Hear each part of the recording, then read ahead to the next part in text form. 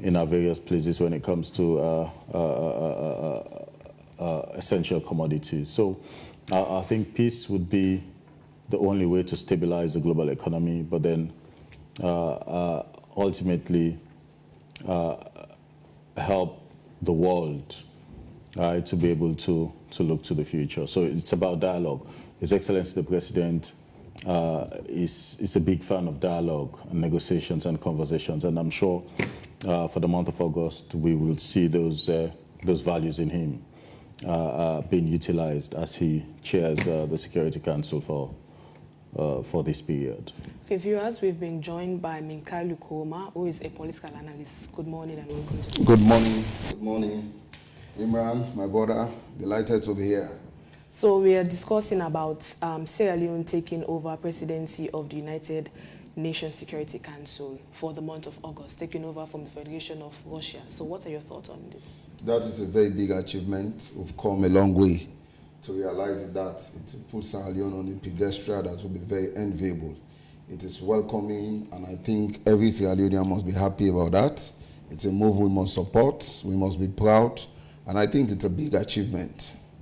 It's for 1 month, it's a 1 month period. I know it's a short time, but it can also be a long time if executed well. Do you have any expectations from the president in terms of issues for him to be championing during the 1 month? The expectations are high. The world is confronted with a lot of global issues.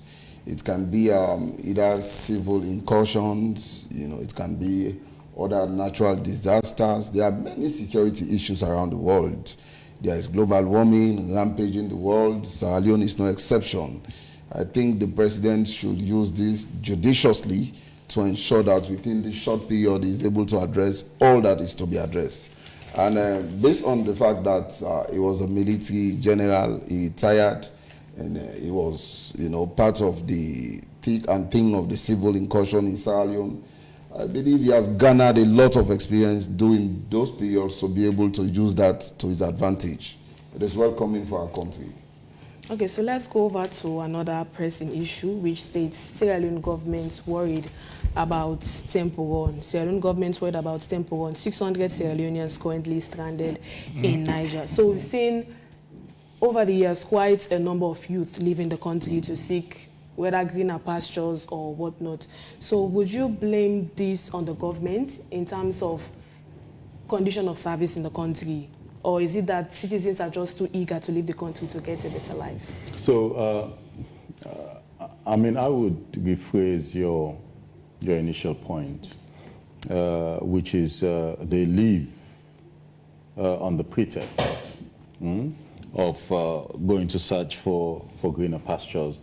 I say on the pretext because we know that there are many instances where people are being hoodwinked into believing things that don't exist in real life, and so somehow they take this journey and they're being duped by others.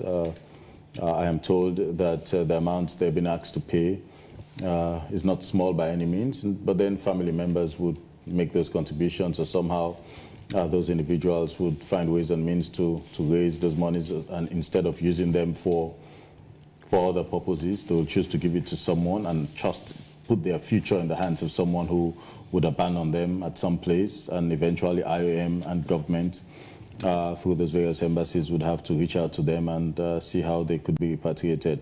We also learned from the press conference again, our press conference at the Foreign Affairs Conference Room, that it is now clearly becoming a ploy where people are taking to Mali, Senegal, and those places, not necessarily to take them forward from that point, but with a clear understanding that IAM would come in and give them repatriation package, so they have something to come back with to Freetown. So it's not necessarily about seeking greener pastures. There are very many reasons as to why those individuals who take this difficult journey do so. Right, and what do you that think has to might be some of the reasons? Well, I've just stated quite a few. Some have been hoodwinked into believing that they are going to see greener pastures. That's why I said it's under the pretext of looking for greener pastures. Others with a clear understanding that once they get to Senegal, Mali, and those places, Guinea-Bissau, IOM would intervene and obviously give them a package to come back. It is very rarely the case now that people move beyond Mali and those places to places like Libya. It does happen. But by and large, I think government has been very active in collaboration with those international organizations in ensuring that people are brought back to Sierra Leone and making sure that they are safe, particularly so at the point that we're able to get hold of them. We'll make sure that they are safe up until the point of departure for them to come back. Again, it's a worrying trend. One of the things I think we need to do in collaboration with those international organizations is a lot more awareness. Awareness as to the downsides of doing a temple run, awareness as to the risk involved in doing a temple run. If you look on a percentage basis, I'm sure the vast majority, in excess of 70%, don't actually make it to what they intended to be their final destination. They end up somewhere between Libya, Mali, Guinea-Bissau, Senegal, and end up coming back. So I think a lot more education and awareness would help in reducing that number. But it is also useful to put it in a certain context, which is Sierra Leone is not the only country that has those challenges. Even in Eastern Europe, right, in South America, we see people in droves trying to get into America from Cuba and those neighboring places, thousands of them, looking for greener pastures, trying to reach the United States of America. So and that is why they have their border issues, right, which is also topical as they approach the elections in November in the US. So, I mean, these are issues that are of concern to the world, and I think it requires a more collaborative effort, right, between nation states in ensuring that once those individuals get to those places, we need to keep them safe and away from harm and find a way to get them back to their respective countries, and we will do our part in ensuring that. Okay, so over to you, Minkailu. What are your thoughts on, should I say, the alarming rate of temple run from our youth or our citizens from Sierra Leone to other countries? Yeah, the alarming rates of temple run, so to say, is becoming very disturbing.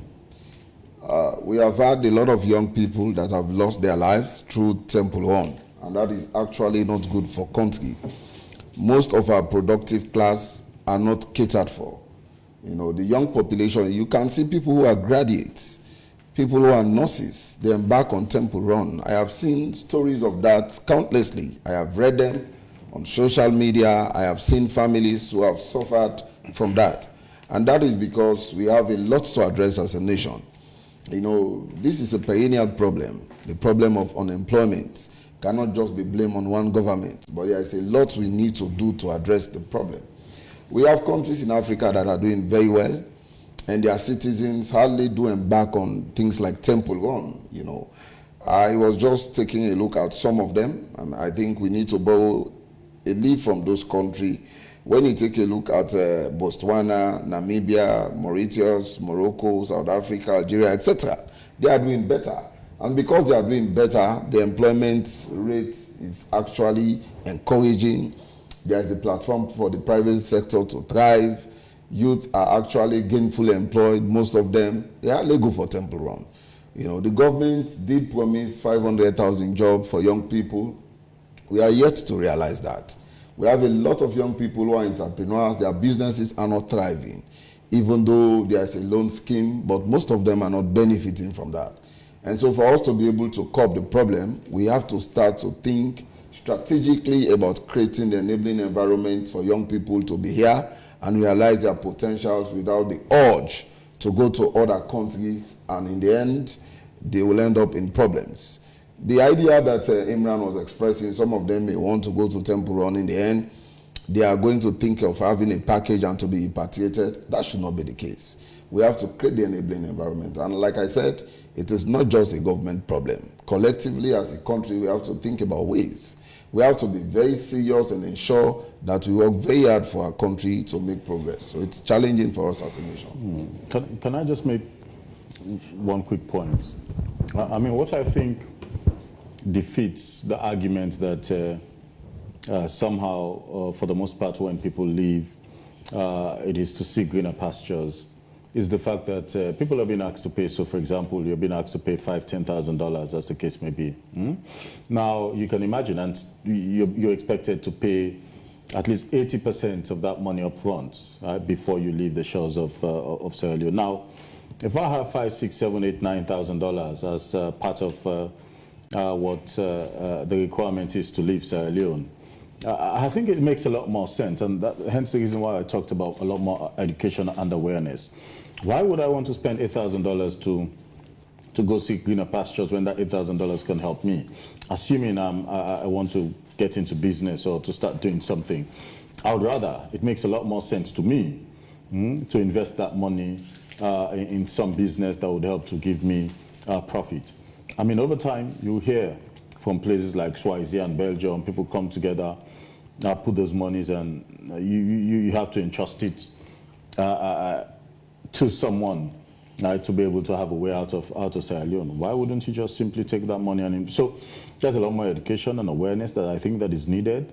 I agree with him when he says it's not necessarily the responsibility, but it shouldn't necessarily fall on government for that level of education and awareness. I think organizations like IOM that are responsible for bringing back people to their respective countries also have a part to play. And generally, I think it's a societal problem, right? Because if families also partake in those ventures and begin to seek for ways to raise those monies to get their sons or daughters to leave Sierra Leone, then you're part of the problem also. So a lot more education, a lot more awareness, and I think stricter laws and consequences for those who are in the habit of trafficking, human trafficking, I think would also help. I mean, but then again, we have to also acknowledge it's not just a problem for Sierra Leone. We see a lot of countries in Mexico, Cuba, right, in droves. We see them regularly on CNN and another international platform, walking thousands of miles from one country to the other, trying to get to the United States of America. So it's a problem for the globe, and how we address it, I think, requires a lot more collaboration and deliberate effort in stemming the tide of what do you call it again?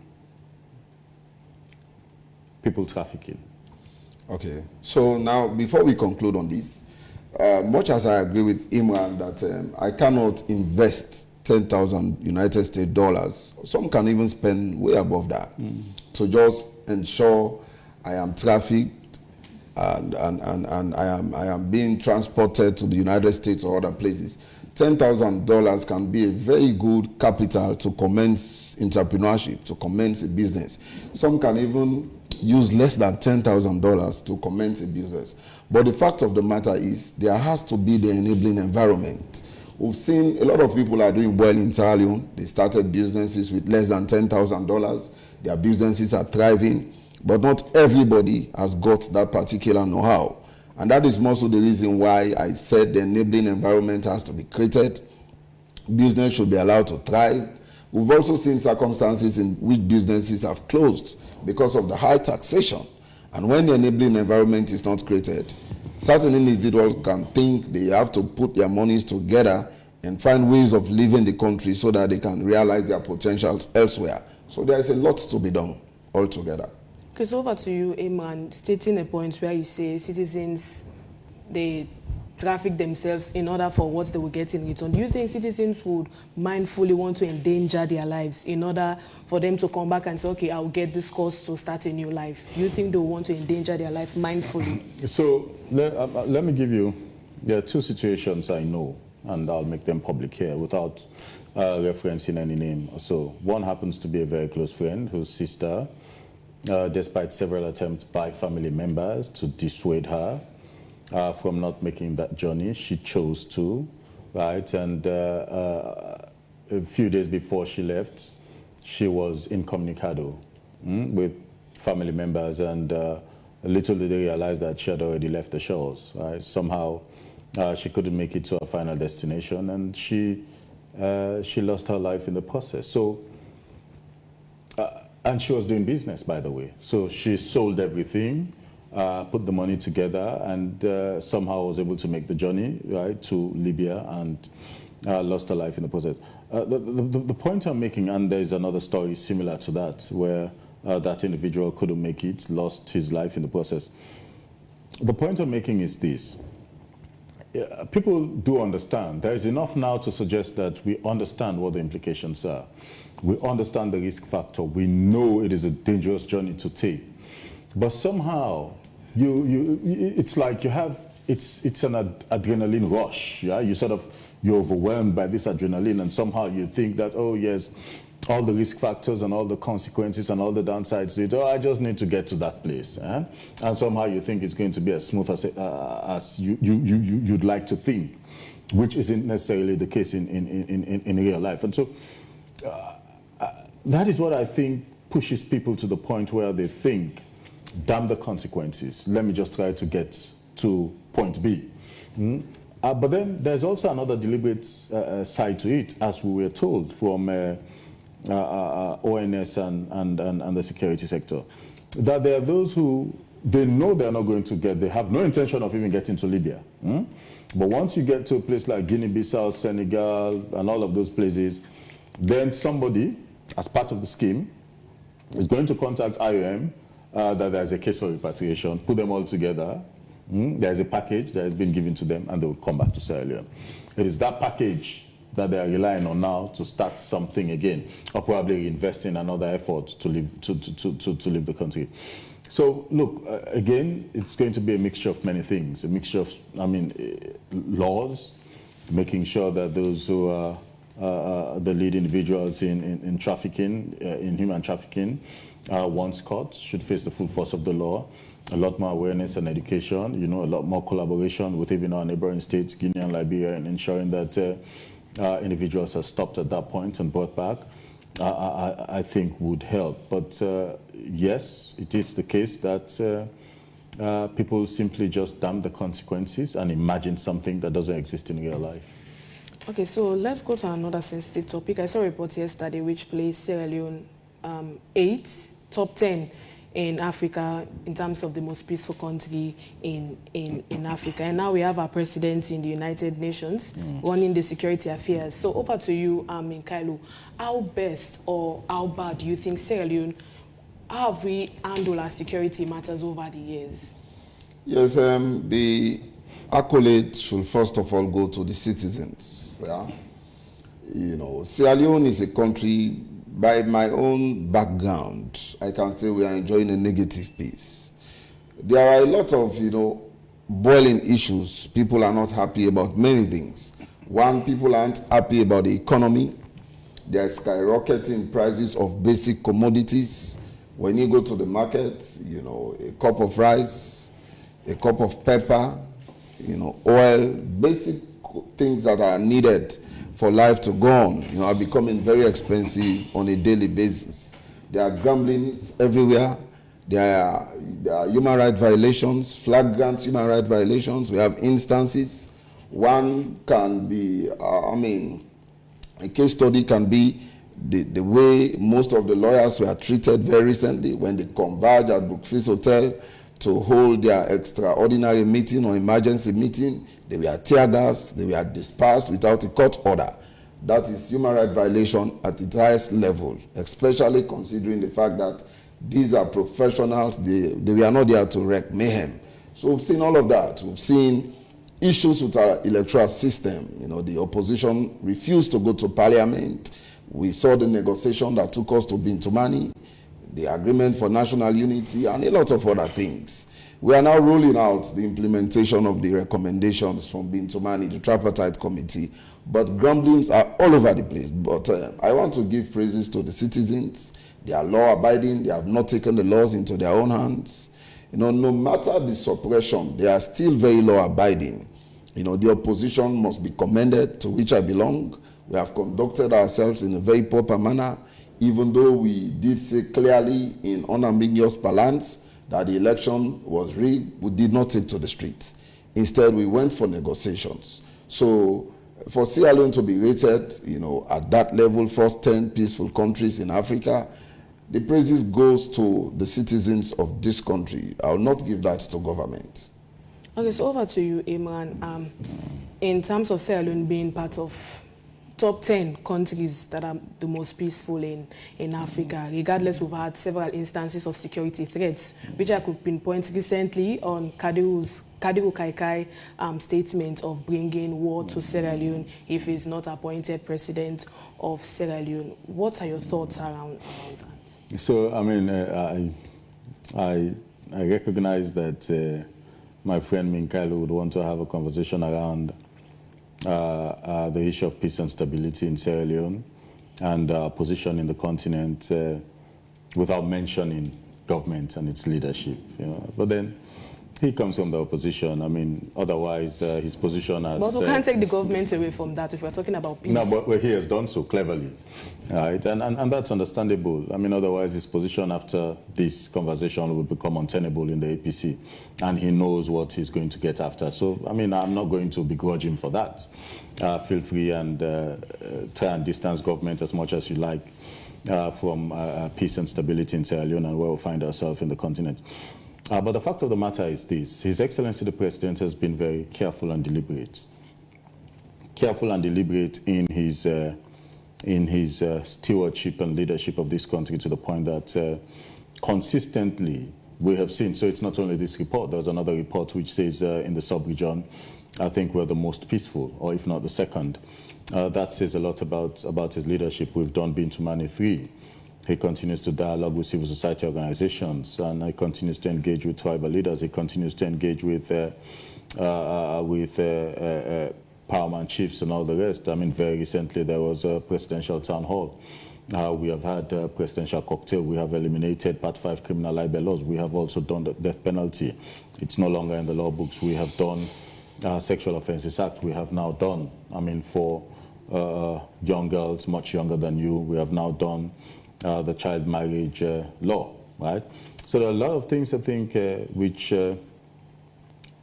engenders peace and stability in a country, and that is what His Excellency the President has done over a period of 6 years. And not to talk about what has happened over this period since the elections last year, the tripartite, the national unity framework, where opposition party and others were able to come together and have a conversation. To that point, yes, you want to give them credit. So my own position is not going to be untenable after here if I give credit to the opposition, because it's called national development and it's a national conversation, and therefore the opposition have been able to be part of the process. We now have about 80 recommendations or so. Those recommendations are going to be implemented by political parties, those that touches and concern, Political Parties Registration Commission, PPRC, those that would have something to do with the Electoral Commission, and those ultimately that would be captured by the constitutional review process. So, look, I think, yes, we also have to add the citizenry of this country, because ultimately, for the most part, and the vast majority of us, we have been peaceful. We want to live in a peaceful society and be able to fend for ourselves, given the right atmosphere and climate, and so we have also contributed and played our part. It is for those reasons that His Excellency the President continues to say that Sierra Leone is a resilient nation, right? We have been resilient through challenges, through difficult times, through good times, and through bad times. Yes, we all deserve some credit, including Minkailu and the opposition, but you cannot have a conversation around the position we find ourselves in the continent without referencing His Excellency the President, retired Brigadier Julius Madabio, his leadership and his government. Obviously, we wouldn't find ourselves in the position we now are without his involvement and contribution, and that has to be noted. Okay, so to you, Minkailu, Sierra Leone being placed at such in high esteem of being part of the most peaceful countries in Africa, and Sierra Leone having such a security threat statement coming from its own citizen, Kadiru Kaikai, and we've not seen any strides from the government in terms of pursuing a case against him. Do you think this is something that should be swept under the carpet, or is it because of his political affiliation? Yeah, before coming to Kadiru Kaikai, I wrote a piece on his utterances, which are not good for this country. Maybe let me start with that, because I noted some of the things Imran was saying. You see, no one should threaten a war in a country and be allowed to go to scot-free. After some of us went on Twitter and some other social media platform to express our dissatisfaction on the statement of Kadiru, I saw a press statement from the police indicating that he has been arrested, but we've not seen him being charged to court. We've not seen any charges pressed against Kadiru Kaikai for making such a statement, which is a security threat to this nation. We've not seen an action taken, and I think we are still following it. There is a press statement. I read one from the SLPP, the APC, and many different individuals did express opinion regarding his utterances, and I think government must treat that with the utmost seriousness he deserves. He has to be brought to book. Let me end on that note regarding Kadiru. Now, Imran is saying Minkailu has to be very careful with his statement, otherwise, after this program, his position in the APC will be untenable. I just want to make it clear that I am a liberal person. I'm an analyst, you know, a carefully educated analyst. I don't give credence to people who think my expression about government, if they are positive, they are going to bash me. I don't care about them. When it comes to the Security Council, I did say I gave it to government. We've come a long way. I even did state the president has got the military background, he has got the professionalism, and I believe he's going to deliver. I gave it to government without consideration to the APC or what anyone may think. That is just Minkailu.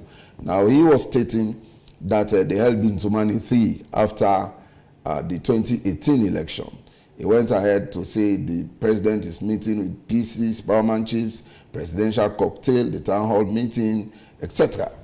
I want to put it to Imran that the Bintumani 3 was actually just a smoke screen for the SLPP to present a picture that they want to bring everybody on board. But the Bintumani 3 actually was hypocritical. How can you call Bintumani 3 after assuming governance? You chased opposition, some of them became displaced. People were chased from Kailan to Kono to elsewhere places. Some went to Liberia, some became refugees that have never returned to Sierra Leone. Then he called Bintumani 3 for what? How can you call Bintumani 3 after sacking people with secure tenure in office, people like Adi Macaulay, who was ACC boss, Melon Nicole Wilson, who was the ombudsman, and many other people? They have secure tenure in office as established by law, the act that establishes those institutions. He went ahead and sacked them. Tijan Kaba did not do that. Ernest Bai Koroma did not do that. Ernest Bai Koroma did allow Justice Kawan to complete his mandate before appointing another person. When he came, he did not chase ministers. He allowed them to work for about 2-3 weeks or a month before transitioning to a new administration altogether. But when they came, they were not able to hold the country together. Holding meetings with paramount chief is not enough, okay? Because most of these paramount chiefs, they support government of the day, no matter how vindictive the government is. So that is no justification, yeah? Presidential cocktail meetings, be it with journalists or civil society activists, is just a way to lure them in to support government, yeah?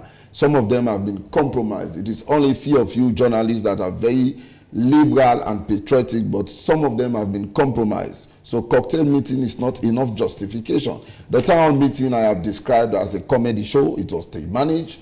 We saw one young lady who went there, who was not allowed to be scripted. She went there, she was not allowed to be scripted. She made a statement on agriculture, food insecurity, a cup of rice in the market.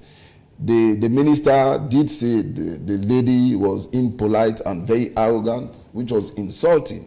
But the president did say, allow her to make a statement. And I give kudos to the president at that moment for doing that. So we need to understand all of those things. We are not just here to bash government. We'll give government praises where it is due. When they introduced the free quality education, we commended them and did say the free quality education was timely. We started it as APC at a small scale. There was a school feeding program. Students who were in the sciences were not paying fees.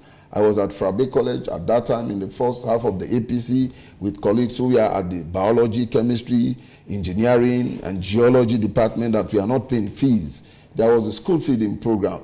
Fees were paid for Becker students and WAS students. So they came and expanded it. We applauded them for that.